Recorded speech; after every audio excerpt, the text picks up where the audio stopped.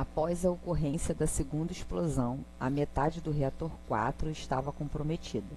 Cerca de 300 toneladas de água foram usadas por hora para baixar a temperatura do reator.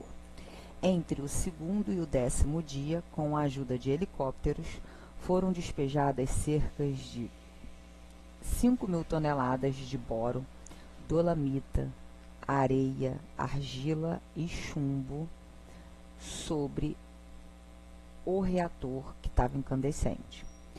Como uma tentativa de cessar a emissão de partículas radioativas, o acidente de Chernobyl liberou cerca de 100 MCI, que é megacurie, que é uma unidade de medida de dose de radiação, tá? De intensidade de radiação, equiparando, o valor fica entre 4.118.000 becquerels, das quais cerca de 2,5 MCI foram de Césio-137. O maior acidente radioativo da humanidade. A grandeza becquerel diz respeito à taxa de desintegração nuclear, ou seja, ela mede o número de decaimento que acontece a cada segundo. Esse decaimento é sempre quando a gente tem uma energia, né, uma intensidade energética de uma radiação, e a gente quer medir quanto tempo essa energia leva para decair. O que é cair? Diminuir o seu valor de energia. Então, é como se ela fosse perdendo energia ao longo desse decaimento, tá? Cada elemento, baseado na sua quantidade total de energia, tem um tempo de meia-vida diferente e um decaimento diferente. Então, dependendo do elemento, ele vai levar muitos anos para decair, alguns bilhões de anos para decair, alguns levam horas para decair, depende do elemento que a gente tem, tá? Aqui, se tratando de usinas, a gente tá falando de material de alta energia, tá? Então, ou seja, ela mede o número de decaimentos que ocorrem a cada segundo e, em outras palavras, nas proximidades, em volta do reator 4, ocorriam, nem consigo saber que valor é esse, mas olhem aí a quantidade de zeros e quem souber aí que valor é esse, por favor, me ajuda. 4 zilhões enfim, de desintegrações nucleares por segundo, que dava origem a nuclídeos perigosíssimos, como, por exemplo, o césio, cuja meia-vida é cerca de 30 anos. Então, essas desintegrações geravam vários elementos, entre eles o césio, e a meia-vida de um dos elementos que estavam envolvidos no meio dessa desintegração leva 30 anos. Tá? Então, só para a gente ter noção do tamanho do estrago.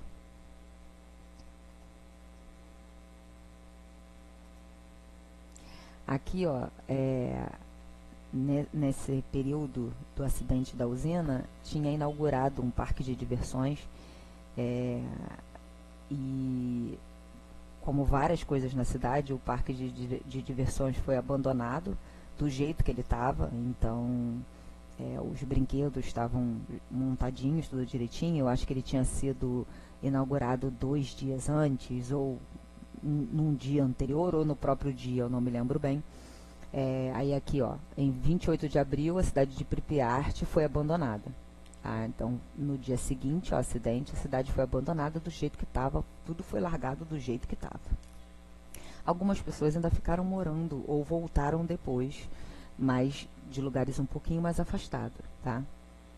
Não autorizados, pode voltar que está tudo bem não, tá? As pessoas não quiseram abandonar suas casas e voltaram. Mas pouquíssimas pessoas retornaram. O que foi feito para conter o acidente? Logo após a explosão do reator 4, os bombeiros de Pripyat foram convocados para apagar o incêndio. Como o trabalho dos bombeiros não trouxe nenhum resultado, se decidiu jogar materiais como areia e boro para conter o incêndio e diminuir a dispersão do material radioativo. Apesar da gravidade do acidente, a população de Pripyat só começou a ser evacuada 36 horas depois da explosão. A cidade, localizada no norte da atual Ucrânia, contava na época com cerca de 50.000 habitantes, que foram evacuados em 1.200 ônibus enviados pelos governos soviéticos.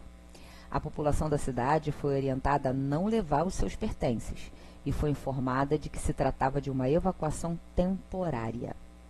Os habitantes de Pripyat foram obrigados a abandonar alimentos e animais domésticos para trás. Não podiam levar documentos, não podiam pegar nada. Foram com a roupa do corpo.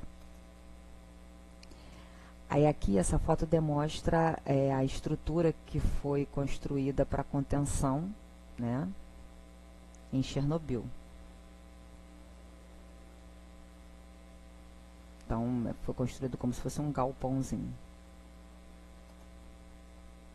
Além de realizar a evacuação dos habitantes da região, o governo soviético criou uma zona de exclusão, a qual incluía locais que apresentavam alto risco para a presença humana. Com isso, tudo em um raio de 30 quilômetros de distância da usina foi evacuado. Por conta do acidente, uma comissão foi criada pelo governo soviético com o objetivo de conter a dispersão do material radioativo. A escritora bielorrussa Svetlana, não sei pronunciar o sobrenome, apontou que foram mobilizadas 800 mil pessoas na contenção dos danos na região de Chernobyl. Soldados, cientistas, bombeiros, mineiros, operários, entre vários outros, foram enviados às pressas para a região. Os chamados liquidadores realizavam diferentes tipos de trabalho na região de Chernobyl. Alguns trabalhavam acompanhando os níveis de radiação, mas existiam também aqueles responsáveis em conter a emissão de mais radioatividade, fazer a limpeza da cidade, enterrar objetos contaminados, matar os animais, realizar a evacuação da população, revirar o solo e etc. Muitos dos liquidadores enviados para Chernobyl não sabiam do risco que corriam com o trabalho que estavam realizando, mas eles eram incentivados pelo patriotismo e pelos benefícios oferecidos pelo governo soviético, como salários acima do padrão para a época. Um dos trabalhos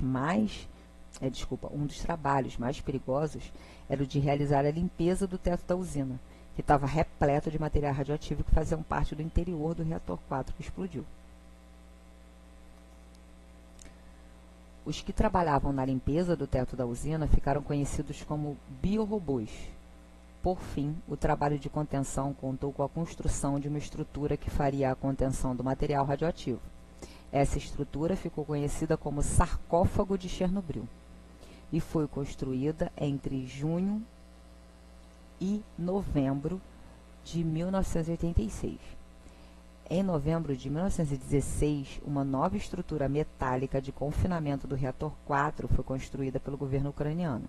O novo sarcófago, que custou mais de 2 bilhões de euros, foi construído para suportar terremotos de baixa intensidade e projetado para funcionar até o final do século XXI.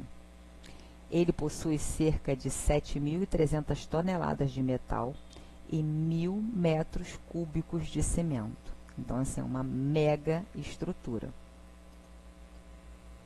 Consequências. As consequências do acidente de Chernobyl foram profundas, sobretudo para 3 países, Ucrânia, Bielorrússia e Rússia. Todas as 3 antigas repúblicas da União Soviética, nas questões políticas, o acidente de Chernobyl reforçou as medidas do governo de Mikhail Gorbachev, que foi o cara que teve essa brilhante ideia de sair construindo aleatoriamente uma usina, que então ele era o presidente na época, de realizar o desarmamento nuclear da União Soviética. Além disso, o acidente também contribuiu para o fim da União Soviética. Isso ocorreu porque houve impactos econômicos pesadíssimos para a União Soviética, uma nação que se arrastava em uma crise econômica desde a década de 70, então assim, eles estavam bem perdidos no meio dessa crise, o acidente só piorou tudo, e que viu a sua situação se agravar na década de 80 com a guerra do Afeganistão, entre 79 e 89, e o acidente nuclear. Em questão ambiental, o acidente de Chernobyl foi algo sem precedentes históricos, dessa forma mesmo, sem precedentes desde que o homem começou a manipular materiais radioativos.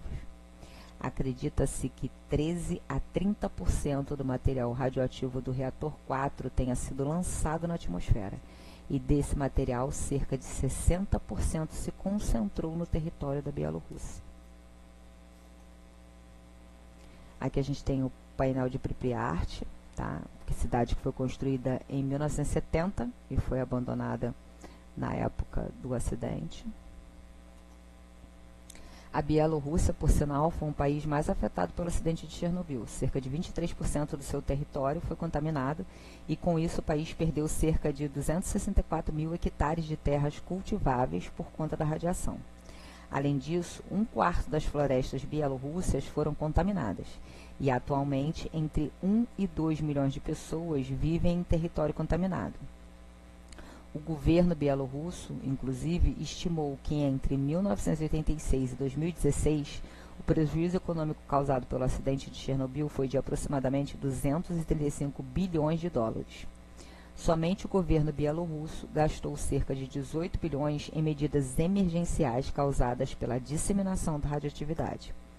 No caso da Ucrânia, 7% do seu território foi afetado, e o território russo foi 1,5%.